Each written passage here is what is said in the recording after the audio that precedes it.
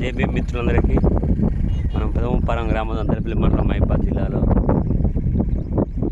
సౌటకుంట చూస్తున్నాం. పెదముప్పారంలో 3 చెరువులు 9 కుంటలు ఉన్నాయి.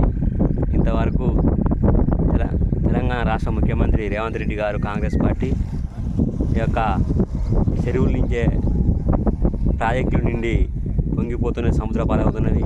కానీ ఇంతవరకు ఈ యొక్క చెరువుల మీద ప్రజల మీద ప్రేమ లేని కాంగ్రెస్ పార్టీ ఎక్కడైనా మొద్దు నిద్ర విడిచి ఈ యొక్క గ్రామాలలో చెరువులు కుంటలలో నీళ్ళతో నింపి ప్రజలకు ఉపయోగపడే పనులు చేయాల్సిందిగా మేము బహుజన సమాజ్ కోరుతున్నాము.